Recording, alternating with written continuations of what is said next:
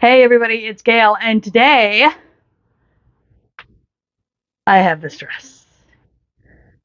This dress is Laceweight wool. It is Knit Picks gloss, and I think it's called like classic pink or something, like, which I got a kick out of because it's very 1950s pink, which is great because it's a 1950s pattern, although it might not quite look like it. But I'm going to pop up the pattern photo so you can see it, and you will notice there is a little difference in the neckline based on the pattern photo and what I've done.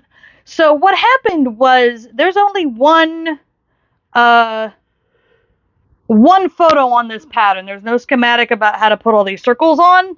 So I've got the two here, and I've got the 5 here, and basically you're supposed to have 6, not 6, you're supposed to have 8, and here's the 8th one. I've still got it.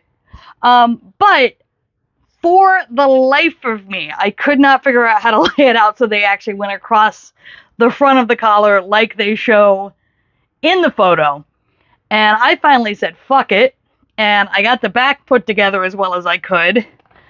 And I got these two on the front. And then I actually came in, I folded these over, and I tied them off so that I have little pleats on the front here to hide the fact that they were a little bulgy. And then I put it all together and said, fuck it, it's a dress. And so it's on the mannequin because I wanted to be able to show you all the details really smoothly. So this is all just diamond mesh all the way down. There are increases going all the way through it. I did have to adjust to fit over my butt as I usually do, but came out beautifully. This is really a pretty good estimation of how it looks on me in terms of like the side view.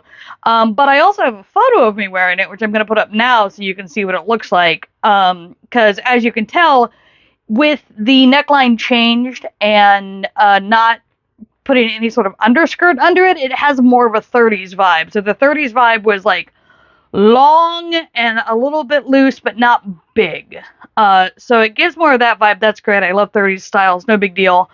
And I did the waist here differently than it suggested in the pattern. There's supposed to be a zipper going right here on the side, and I was so tired of working with lace weight yarn. I was just like, fuck it, we're going to put it all together. It's a dress. I'm done.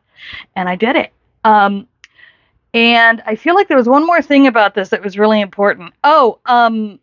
So the pattern photo I used a minute ago, and the pattern I'm going to either link to if I can find it on Etsy again, or provide you on as a PDF on my website.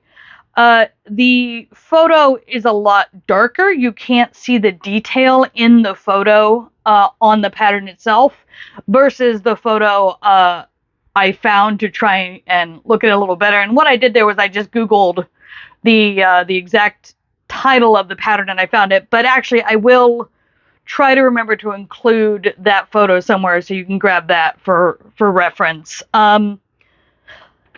One last thing. There's always one last thing.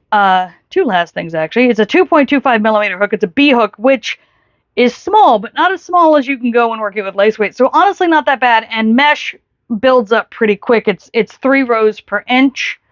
And I nailed it. I mean, I followed those parts of the instructions exactly, and I mean, the fit's fantastic.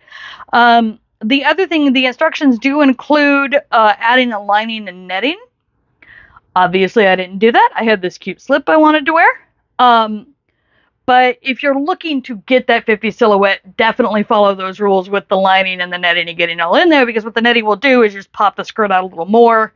Not as much as a big petticoat, but just enough to give you that rounder shape. It is an A-line. There's only 4 increases on increase rows, and they're basically stacked on top of each other, so you're looking at an A-line, but a big A-line. And yeah, now I think that's it for realsies. Hey, it's Editing Gail. I was wrong. I did have one more thing. There is a discrepancy between the sizing of the blouse part of the dress and the skirt part of the dress, which shouldn't be there because you use the same hook throughout.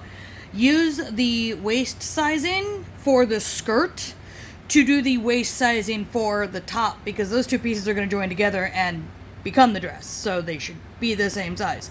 And that is on the vintage errata page on my website. And now I go back to telling you goodbye. Checking. Nothing. All right.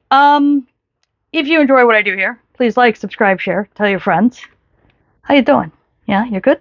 How's your mother? Yeah? Okay. All right. And we will see you when we see you.